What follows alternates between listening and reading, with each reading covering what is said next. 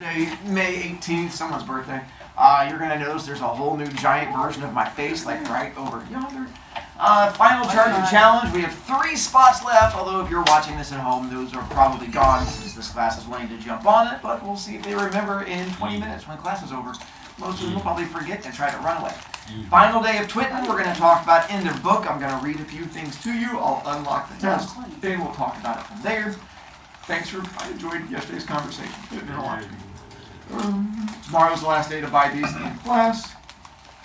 Giant picture of me, because I was closing the date of me when I was 17. You probably had W's. I had no W's. And so these are the people we currently have on the list. I'll be verifying grades at some point, but... Hi, J-Dot! Let's see, Gani, Isaac, and Harrison, you guys are still good? Yeah. Alright, and then we have no one else in here for that class. Alright. Then, let me cover final things with you to try and explain stuff. If you have finished book, good to go. If you've not finished book, that's fine. We're just going to try and explain a few things to help you out. As we get into it, let's see. So we left off with Eminem having run away, and then Kathy going home and freaking out and crying. The fact that Brian and Mark, because we're going to come back to this part here shortly, the fact that Brian and Mark are no longer close friends, and either started with them being best friends forever and ever and ever. Now they've slowly grown apart. Brian now works as a grocery bagger. Mark is making a whole lot of fat cash. We just don't know how he's making it yet. Although, if you finish the book, you know how he's making it. And it turns out through not good choices that are going to come back and ruin everybody's life. They meet up with Angela, who was really drunk, and then they get revenge on her for getting Mark beat up horribly. And she has really long hair, so they cut her hair really short. I don't know if it was a complete buzz cut, but it sure sounded like it was close to a buzz cut, or something really close to that one. So basically they went from super long hair to no hair, and then threw her out in the yard. Is that the girl from Stranger? It's No, not it's 11. a different It bald should girl. be 11. And then after that scene, this is going to come back where it turns out that they keep all of their cigarettes whenever they are running low underneath their bed to try and hide them from their mom in some way. And the cigarettes being hidden under the bed is going to come back in a moment also. Isn't that a fire hazard? Well, if they're lit, yes. If they're not lit, no. It's just a thing under your bed. And then I'm going to have to skip over. There is a big scene with Brian and getting revenge on him for things that happened to Angela, but time-wise, we're just going to have to skip that one. So, let's see, with what happened with Mark's parents, I'm going to read that on page 114 real quick, because it finally gave us an explanation of what happened with all of his parents and the shooting each other. Thank you very much. I appreciate it. All right. So on page 114, I'm going to read a little thing there. This is when Brian was drunk talking to Mark, and they have a little conversation where it says, let's back up. When did we start running around together, Mark? You remember? Man, we've always been friends. And I can't even remember when we weren't. How come your old man shot your mother? I mean, she shot him back, but it was too late because she was dying anyway. I really was drunk because I'd never mentioned that to Mark in all the years I'd known him. It was me, man. I was under the porch. I could hear him real plain. The old man was saying, I don't care. I ain't never seen a kid with eyes that color. Nobody on my side of the family has eyes that color. Not on yours either. And the old lady says, that's right. Why should he look like anybody in your family? He ain't even yours. And then they start yelling, and I hear this sound like a couple of firecrackers, and I think, well, I can go live with Brian and his old lady. So that is the throwdown between his parents. So did you catch what the issue was between the two of them? She was cheating on him. There you go. So it turns out that Brian or Mark's mom had been cheating, and that's why he was not related. So Dad shot Mom, and then Mom pulled out her own gun and shot Dad. They both died, and now that's why he got to go live with Brian. And then we find out Mark does know where Eminem is, and apparently he's been living at the hippie house. And so Brian and Angela go to track him down. And I'm going to get to that Why one. Brian and Angela? Kathy, I apologize, thank you. Brian and Kathy go and track him down. And there starts off, it's going to say that a guy looks biblical, When he says he looks biblical, it means he looks like Jesus. Jesus is the guy with the long hair and the beard, so it just means long hair and beard. But I'm going to read the scene where they finally track down Eminem, because it's going to be a big one there too. So that's page 137. 137, and I'll put the picture. Oh, this is the Jesus-looking guy, and this is going to be Eminem. I thought you'd pick up on that. Good job. Felt like I nailed that one pretty well. Oh, where is our scene? Where is it? There it is. All right. We walked up to the house, and again, this is his girlfriend, Kathy, and Brian, not Angela. We walked up to the house. There were kids on the pole. Oh, one last thing. There's slang they're going to use. I'll explain the slang in just a moment. So if you get confused, I understand. I'll explain it. We walked up to the house. There were kids on the porch just watching the street. I stopped to talk with a biblical-looking guy. I'm looking for Baby Freak. He around? Yeah, he is. The guy was staring directly into my eyes. He had friendly, trusting eyes. Are you a friend of his? Yeah, I'm a good friend. And this is his sister? Kathy gave him the big smile she won me with. The guy smiled back. He's upstairs, I think. Suddenly, the guy looked worried. He's been floating for a couple of days now. Oh, no kidding, I said, keeping my cool. Kathy followed my example. Talk to his travel agent. He's the cat with the red hair inside. Travel agent? What's that? Kathy whispers. We went in. What's the travel agent going to be? Somebody helps you plan for traveling.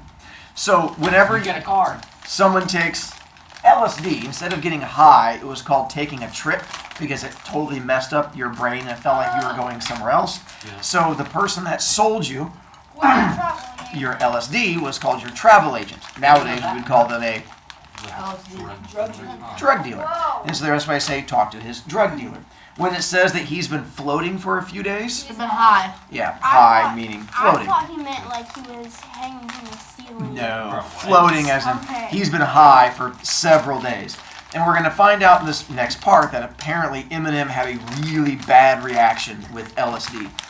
One of the things it does is when it messes with all of the things in your nervous system, it amplifies however you are feeling. So if you're in a good mood, it really amplifies good mood. But if you have anxiety or you are scared, it amplifies that instead. And so it had its chance of having really bad trips. Where if you've ever had like a sensation on your skin where it feels like you have like a bug on you or something like that, LSD would amplify that to the point where you would actually see bugs on your skin. And so there were a lot of issues with people who would take LSD, have a bad reaction to it, and then think there were actual bugs on their skin.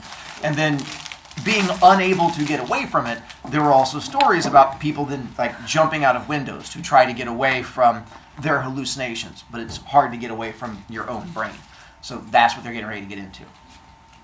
Travel agent? What's that? Kathy whispered as we went in. I didn't want to tell her. Didn't want her to feel the sudden cold waves of fear that I was feeling. So I said, I don't know. We found who we were looking for. A big, heavy guy with fire-colored hair, beard, mustache. We're looking for Baby Freak, I said. I was beginning to see why Eminem had acquired this other nickname. Most of the kids there were at least 17 or 18, with a lot of college-age kids.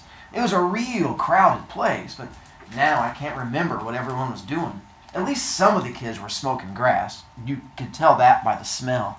I was hoping the place didn't get raided while we were there. You can get busted just for being at a place where people are smoking pot. Yeah? Red said.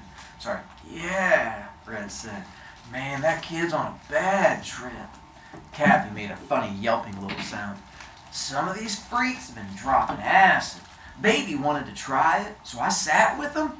It's been a bad trip, man. Really bad.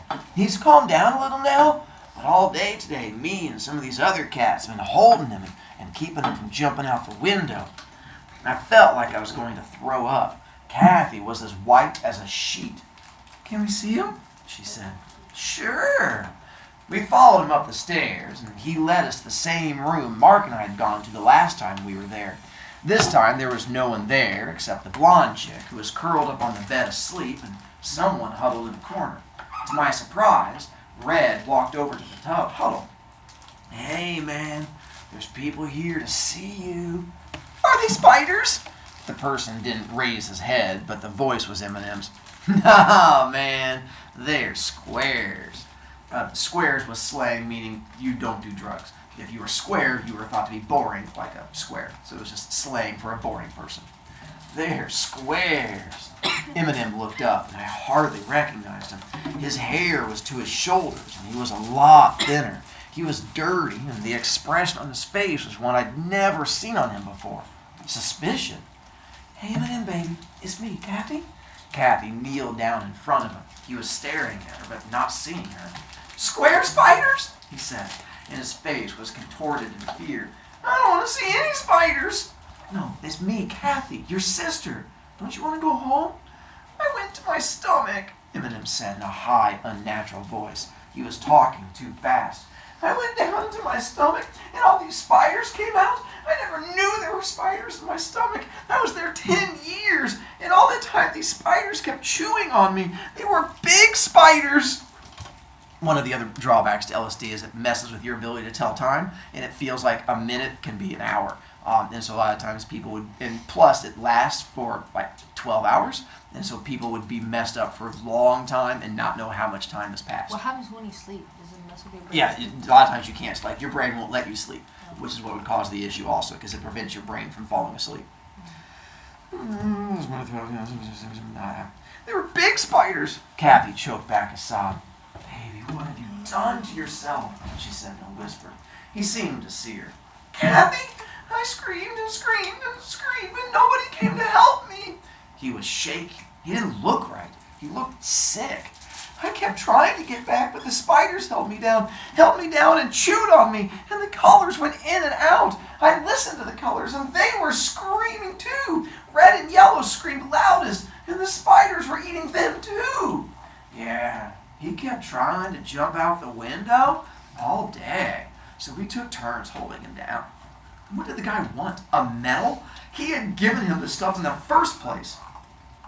"Hey, Kathy, we ought to take him to the hospital." She looked at me quickly. "Hospital?" Then she nodded. "All right, let me call Daddy first." She looked at Red. "Do you have a phone I can use?" She followed him out of the room. He said, "Yeah, Jonathan has it. He's going to go put it on Mr. Brovicast's desk. Don't worry about it." And then, "Thanks." "There was this other color?" Eminem said to me seriously, but half afraid, as if he thought I'd turn into a spider any minute. "I don't know its name. It told me, but I forgot. It said I was being paid back for all the carrots I ate. I didn't know. I didn't know about the carrots before. I don't think it was my fault." I have no idea about the carrots. I'm assuming his brain is just completely fried and he's just imagining things about carrots at this point. He was crying and tears were pouring down his face, but he hadn't changed his expression. He looked so thin and scared, not a bit like the Eminem I knew. "Do you think I should be paid back for something I didn't know about?" "No, I don't think it was your fault." I put my arm around him and held him. He was shaking real bad. To jump forward from there, they end up taking him to the hospital, and the doctor ends up telling them that it did permanent damage to Eminem. It did like spinal cord damage, which means that he is infertile. He can never have children, and there's every chance that his brain might not work right from it because it interacts with like little brainstem things and stuff like that. Freaks out Brian, and he gets really upset because he watches Kathy break down, sees all of these bad things to Eminem, and then Brian, for the first time, wants to start getting revenge. And he wants to get revenge on drug dealers because they're who did something awful to the one person he cares about, which is Eminem. Problem is, he has no easy way to get revenge on drug dealers. Until page 144. And now we get to the next part. I'm not reading. All right. So this is, Brian has found out. He comes home from the hospital. He's really upset, trying to figure out how to process his anger. And I was surprised to see how late it was when I got home. Mom was asleep. I went into my room and lay down without bothering to turn off the light. Mark wasn't home yet. I was tired. I felt empty and drained. Nothing can wear you out like caring about people. That's true. I was tired, yet I knew I wouldn't be able to sleep. I closed my eyes, but I kept seeing pictures. All these people were spinning around in my head. Mark, Charlie, Mike, Angela, Kathy, Eminem, Mr. Carlson, Tim, Curly Shepherd. Life had seemed so simple once. Now, it suddenly seems so complicated. I can remember a time when my only worry had been paying Charlie the $3 I owed him. Things used to be simple, and now they weren't. I wanted a cigarette, bad. I half-heartedly searched my pockets, but I knew I didn't have any. Then I remembered Mark's spare carton and rolled off the bed and reached under his mattress, which would be... There you go. Was he under his mattress? I felt something strange and pulled it out. It was a long cylinder-like thing. I unscrewed one end and all these pills came rolling out. I'm not dumb by any means. I've never used drugs except for a couple of tries with grass, but I knew what they looked like. I looked at this bunch of pills. There were hundreds of them, and it was like a machine in my head. It went click, click, click, and it came up with an answer I didn't want.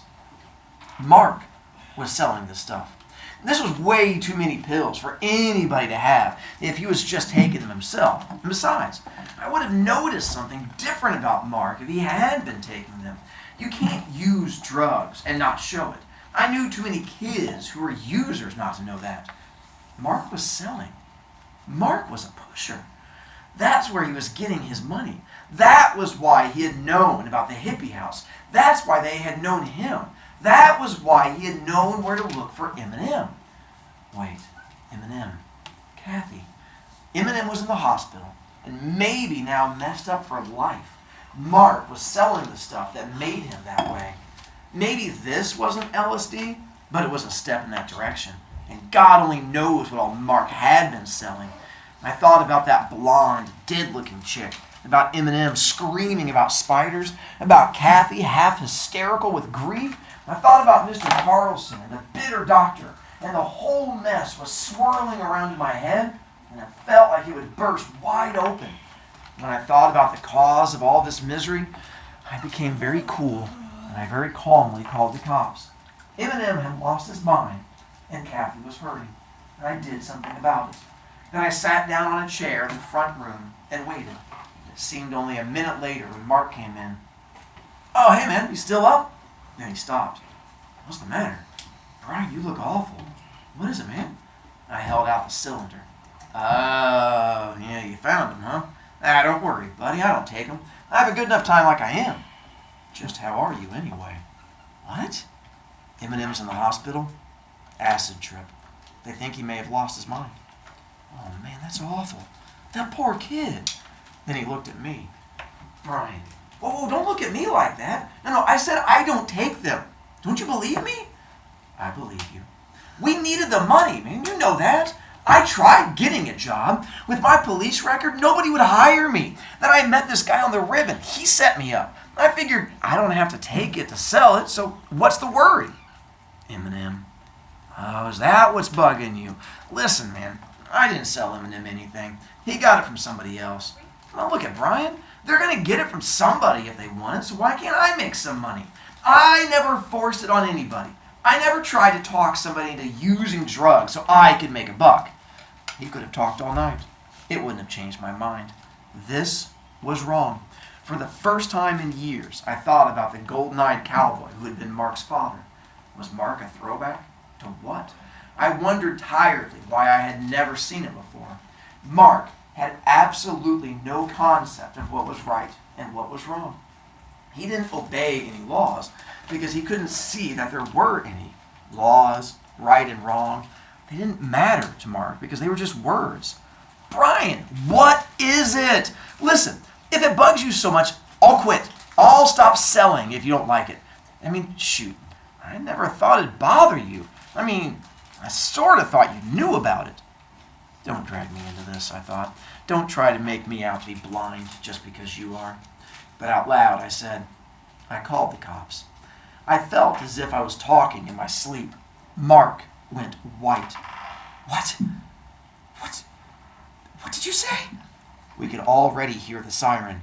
"Brian, come on, man. No. You know what something like this is going to do with my record. Come on, Brian, just tell me you're lying. Mark was pleading desperately. I thought maybe he'd make a run for it, but he didn't. He just sat down in the chair opposite me. He was white, and his eyes were black with a rim of gold around him. He looked the way he had when he'd been clobbered with that bottle. Brian, he said, like he was trying hard to understand. Like he was totally confused. Like he thought maybe I would answer in a foreign language. Why are you doing this to me, buddy? Come on, Brian, just tell me. I couldn't tell him. I didn't know. The police arrived, and of course Mom woke up. She didn't know what was going on. She could only stand helpless in the kitchen doorway while the police questioned me, rounded up the drugs, and slapped handcuffs on Mark. They advised Mark of his right to remain silent, and he did. He just stood there, quivering, watching me while I told the cops the things that would put him behind bars for years. Then a cop said, "Let's go, kid." And it seemed to dawn on Mark what was happening. He looked quickly from the cops to me, then cried, "My God, Brian, you're not going to let them take me to jail!" Didn't he know? I had just put him there. The cop jerked Mark around and shoved him out the door. Suddenly, it was deadly quiet, just the distant siren and Mom's quiet sobbing. I went to the bathroom and threw up. I felt sick. When I told you before that I cried in this book, this was the part that made me cry. Because I had friends who I saw going down that path. And what killed me in the book is realizing I don't think either kid was in the wrong. I mean, it's hard to say Brian was wrong because he called the police on someone selling drugs, which is what we tell you to do. Selling drugs is wrong, and you're supposed to call the police and turn them in. Why was Mark selling drugs? For money. For money. Why did he need the money? Because the hospital. Hospital bills was part of it, and the fact that they no longer had money for food or rent. If he didn't sell drugs, they get kicked out of their house. He tried to get a job, no one would hire them. He wasn't doing them for his own. He wasn't doing them to buy a flashy car. He was doing it to try and help the family. So, at the same time, I don't think Mark was necessarily in the wrong. He wasn't trying to be awful. He wasn't trying to get rich. He was trying to help people. But at the same time, both of them try to do something right, and it ruins both of their lives. And that was that, for me, that adult realization moment that there are going to be times in your life when you do the right thing and it sucks. That you're going to do the right thing and it still ruins your life. Brian does the right thing and it ruins him. Mark tries to do the right thing and it ruins him also. And so that's the part of the book that broke me, is watching those best friends and seeing what happened to the two of them. From there, Brian ends up getting depressed because he basically has turned his best friend in. His best friend is gone. He did it because he was so angry about what happened to Eminem that he wants to get revenge for all of that. But he feels guilty about getting rid of his best friend, so he ends up breaking up with Kathy and basically blaming her for what happened to him. She ends up going out with Ponyboy and being happy with him, and Brian just keeps torturing himself. Then, the very end of the book, he gets a chance to have a conversation with Mark. I'm going to read that last, at the very end of the book, where he gets a chance to go talk to Mark. One night, when I was lying on the floor, reading a book, Mom came in and sat down. "Brian, you got even with Mark for Kathy," meaning turning in Mark to the cops. "Then you got even with Kathy for Mark," meaning breaking up with her. "When are you going to stop getting even with yourself?" I rolled over and got up and went for a drive. I couldn't talk to Mom, especially when she was telling the truth. Finally, at the end of August, I got to see Mark. He couldn't leave the reformatory, so I had to go in. He had been in so much trouble that the authorities considered my visit a last-ditch effort to straighten him out. If it didn't work, they were going to send him to the state prison. They told me they hoped I could influence him, but they didn't say how. I thought we'd have to talk through a wire dealie like you see in prison movies, but instead we were left alone in a room, which I remember as being strangely empty. "Ha, you buddy. Slumming it?" I couldn't speak. I had a real bad pain in my throat. Mark had changed. He had lost a lot of weight, but somehow it had stretched his skin over his bones and slanted his eyes. He hadn't lost his looks, but it exchanged them. He looked dirty somehow, hard, things I'd never seen in him before. His strangely sinister innocence was gone, and in its place was a more sinister knowledge. He seemed to be pacing like an impatient, dangerous, caged lion. How goes it, man? What's the action like in here? If I told you how it was in here, you'd be sick. There was a silence. Then he continued. I didn't have to see you. I wanted to, though. I had to make sure. Make sure of what? Make sure I still hated you? I suddenly remembered that time, so long ago, when Kathy had looked at Mark, and for a moment, I had hated him.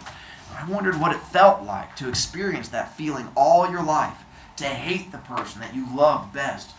Come on, Mark. Mark, I didn't know what I was doing. Can it, buddy? It's a groovy place, ain't it? Seems like home now. I hear you've been causing trouble. Yeah, I don't seem to be able to get away with things anymore. I thought I would break down and cry then, but I didn't. Listen, you straighten up, they'll let you out early on probation or parole or whatever it is, and you can come home and I'll get you a job at... Like hell you will, Mark said in the same easy, pleasant voice he'd used all along. I ain't never going back there again. When I get out of here, you ain't never going to see me again. We were like brothers. You were my best friend. Like a friend once said to me, that was then, this is now. I broke out in a sweat and was suddenly glad of the walls and the guards and the bars. I think if he could have, Mark would have killed me. And so basically that's how it ends, with their friendship being completely destroyed, even though both of them tried to do the right thing. And that's why I like the book, because that's sort of how real life works. I hate that book. 4. As of now, I have officially unlocked the test. If you have to turn in your iPad early, yours is going to be due Wednesday night. If you have own iPad or a way of accessing it, then you have technically, Tuesday night if yours is being turned in early. If not, you have until Wednesday night, so I can enter grades on Thursday.